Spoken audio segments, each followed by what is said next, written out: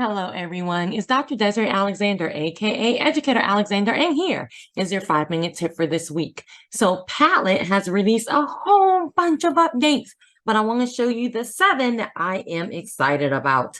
Let's get started. So, first and foremost, if you come here to the little notifications, you can see the 42 new features that Padlet has released. So then they kind of go into some of them a little bit more when you scroll down. So I just want to show you how to get to it. So first, of course, you need to log into your free Padlet and let's get started.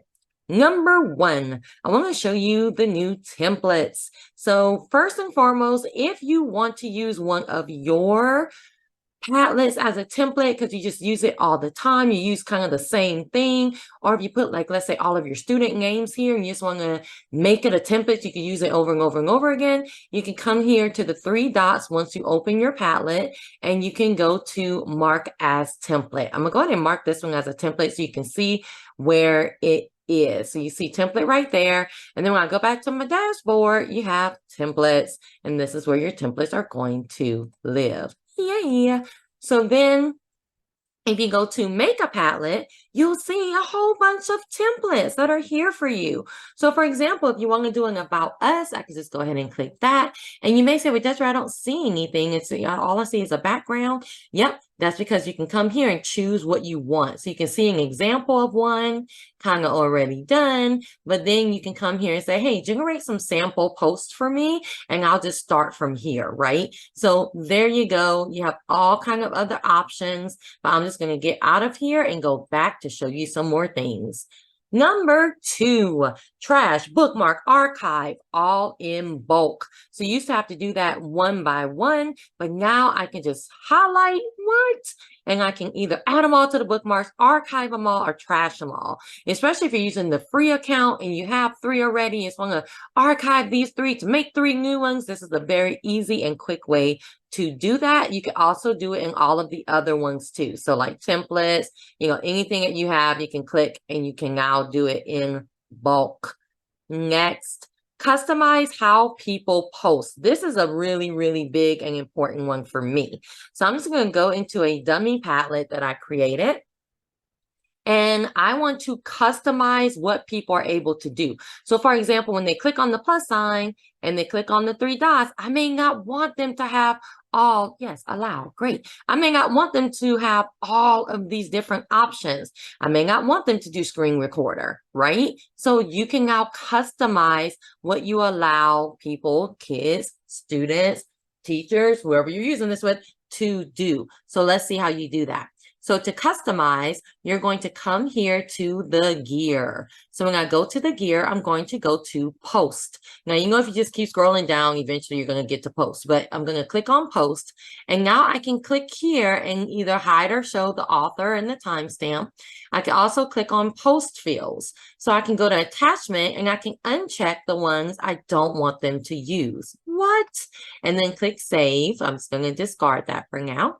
And then you can also choose what you want the placeholder text to be. So I'm going to show you what I mean by this. So I'm going to put name here, and I'm going to show it and click save. And then in the body, I'm going to put write your paragraph. If I can spell, that'd be awesome.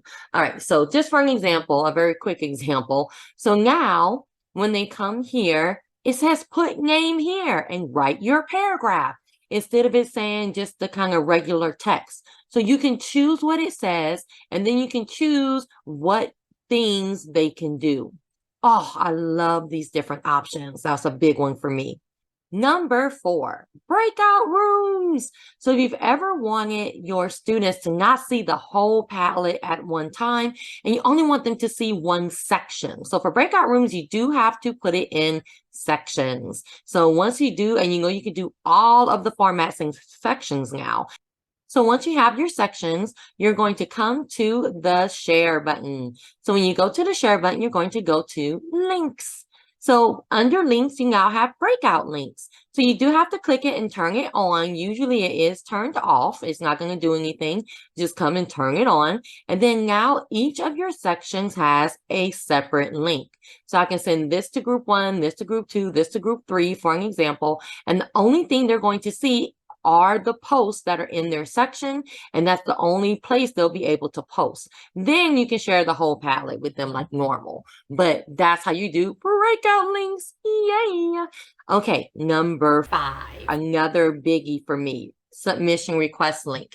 If you've ever had a problem with Padlet because you said, hey, I want to send this to my kiddos, I want them to be able to answer, but then I don't want them to look at all the other answers ahead of time, this is your solution. So with the submission request link, you do have to turn it on. What this is going to do is it's going to allow you to send them a link where they have to answer first before they see anybody else's answers. Yes, yes, yes. So I can send them this link and then they'll have to put their answer first, then they can see the rest. But this is important.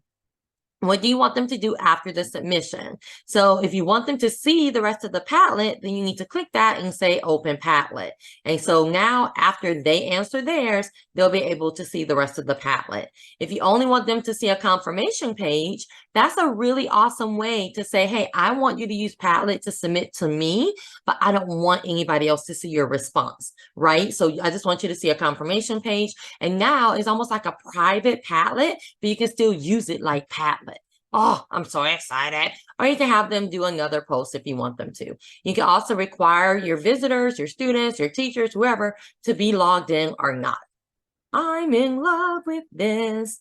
Okay, number 6, you can pin your post now. So I'm going to go to one that actually has post. And the awesome thing about pinning a post, you're going to come to these 3 dots. Pin post is that if you want directions, if you want to highlight something and you want it to remain at the top, you don't want it to go anywhere else, you can pin the post. Yay! And then number 7, the last thing, tier, is downloading. So you can come back to the share button, scroll down and export as PDF. You were able to do this for a while, but now you can choose a handout that's a little bit better than the old handouts, or you can put them in slides. You also have a little preview button where you can preview, well, this is the preview really, of what it's going to look like. But if you just go ahead and download it, you can click generate and it's going to download for you in a second. And then you have your PDF that you can use from your Padlet. Good luck.